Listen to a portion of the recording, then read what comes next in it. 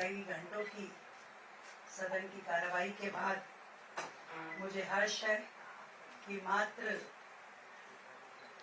5 महीने के अपने कार्यकाल में हमने 3 बिल पास करवाए, जबकि यदि मैं पिछली सरकार का देखूं तो उनके 5 साल में 14 बिल हुए थे। केवल उन 14 बिलों में 5 तो जीएसटी के ही थे, 5 सैलरी के थे और एक आधा कोई और था।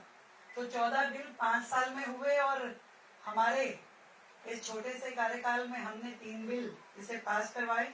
और सबसे अच्छी बात जो थी कि पूरा डेमोक्रेसी के साथ में हर सदस्य की इन्वॉल्वमेंट, हर सदस्य ने अपने विषय रखे।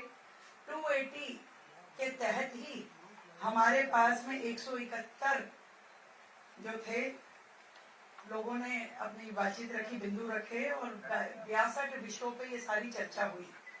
विपक्ष को पूरा मौका दिया। एजुकेशन बिल जो हमारा इसमें पास हुआ उसमें पूरी चर्चा हुई, 4 दिन तक उसके ऊपर घंटों की चर्चाएं रही। पूरा मौका हर सदस्य को उस पर बोलने का हुआ, सबने अपने विचार रखे और उस पर बातचीत हुई। इसी तरीके से जीएसटी के भी दोनों बिल, जिसपे कि पहले कभी जीएसटी के बिलों पे चर्चा नहीं होती थी, विपक्ष ने कहा हमें चर्चा करनी है तो हमने उस पर चर्चा करने का पूरा मौका दिया। और मुझे इस बात पे अचरज था कि जो जीएसटी के बिल स्वयं उनके समय के थे, जिस समय माननीय नेता विपक्ष खुद फाइनेंस मिनिस्टर थी, उनके समय के पास हुए केंद्र सरकार के ये जीएसटी के संशोधन बिल, जिसमें 45 संशोधन थे जो कि जीएसटी की प्रक्रिया को जनता के लिए सुलभ करने के माध्यम थे, वो वर्तमान में भी सरकार में लागू है। उन सारे संशोधनों पे सरकार काम कर रही है, चल रहा है, उनके अकॉर्डिंगली काम चल रहा है। और वो लगातार जिस तरीके से अनजान बनके कि हमें इसकी जानकारी दी जाए, तो ये बड़ा हास्यास्पद था। और जब चर्चा करने का मौका दिया तो पता चला उनके पास वक्ता ही नहीं थे और उन्होंने विषयों को भी इस तरीके से, मतलब विषय था ही नहीं, पॉइंट उन्होंने पढ़ दिए और उन पॉइंट्स का हमने सबका आंसर दिया, उनको विषय के भी बताया कि चलिए आपने आपके समय के संशोधनों को हम ही आपको बता देते हैं।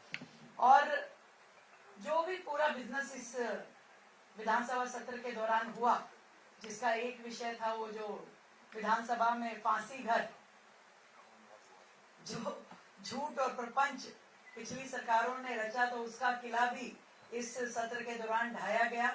सदस्यों ने इसमें भी पूरी चर्चा की और कोई तथ्य बिना पिछली सरकारों ने जिस तरीके से जनता की भावनाओं के साथ खेला, एक प्रवृत्ति रही पिछली सरकार के मुखिया की कि जनता की भावनाओं के साथ खेलते हुए किसी भी हद तक चले जाना।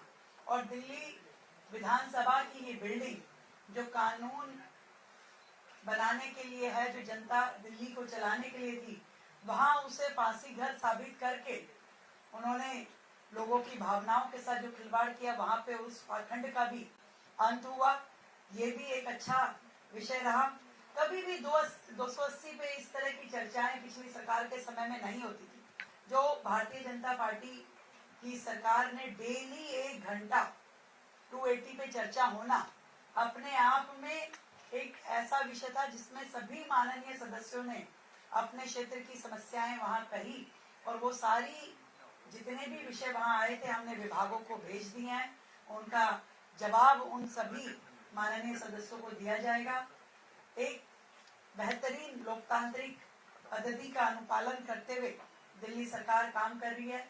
मुझे खुशी है कि शिक्षा के इतना बड़ा बिल जो वर्षों से लंबित था, उसको इस अपने पहले ही मानसून सत्र में हमने इसे पास किया और जनता को एक बड़ा सुकून इसमें मिला है। पूरी दिल्ली भर से पेरेंट्स का धन्यवाद सरकार को मिल रहा है। लगातार जनहित में अनेकों पॉलिसी रिफॉर्म सरकार कर रही है और इसी प्रकार आगे भी करती रहेगी।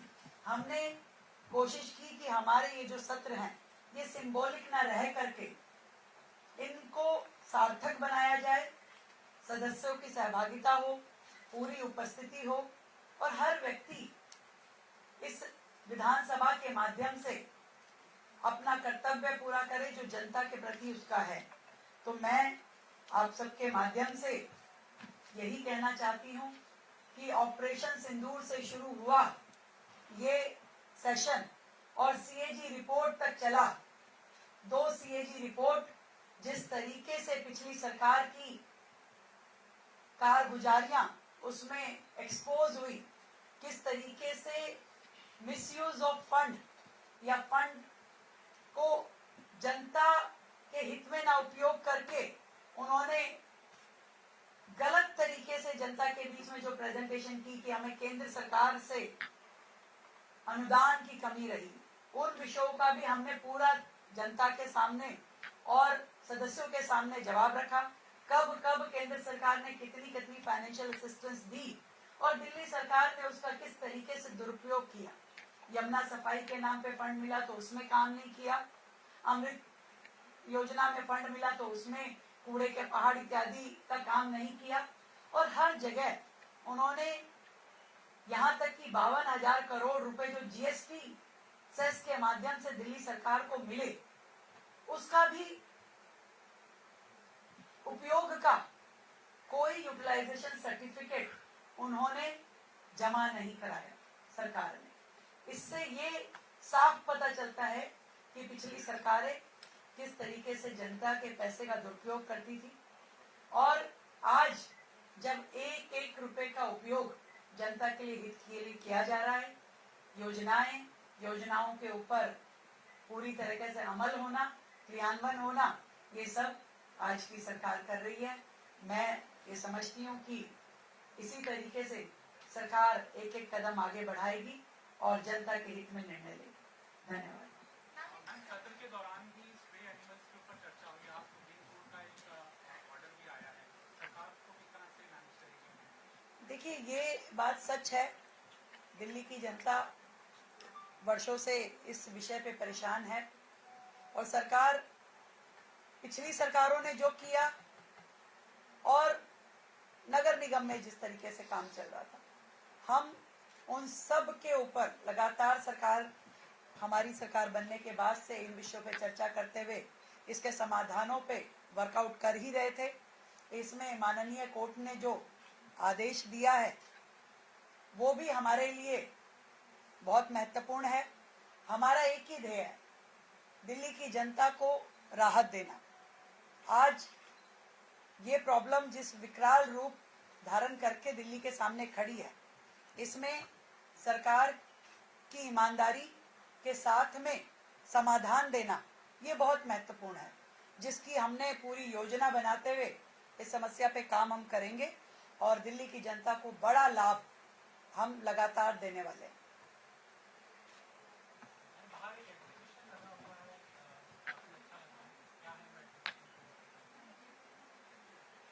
दिल्ली सरकार हर एक उत्सव को बड़े मन से मना रही है, पूरे शहर को जोड़ते हुए, हर वर्ग को जोड़ते हुए। अभी स्वतंत्रता दिवस का इतना बड़ा एक हमारा राष्ट्रीय त्योहार है। दिल्ली में वर्षों बाद भारतीय जनता पार्टी की सरकार है। हम चाहते हैं कि ये धूमधाम से राष्ट्रीय पर्व पूरी दिल्ली में मनाया जाए। हर स्कूल, हर इंस्टीट्यूशन, हर व्यक्ति इससे जुड़े। हर घर तिरंगा का एक बड़ा ड्राइव दिल्ली सरकार कर रही है और हम झंडों का जो वितरण है, 22 लाख झंडे दिल्ली सरकार द्वारा जनता में वितरित किए जा रहे हैं। बहुत बहुत धन्यवाद।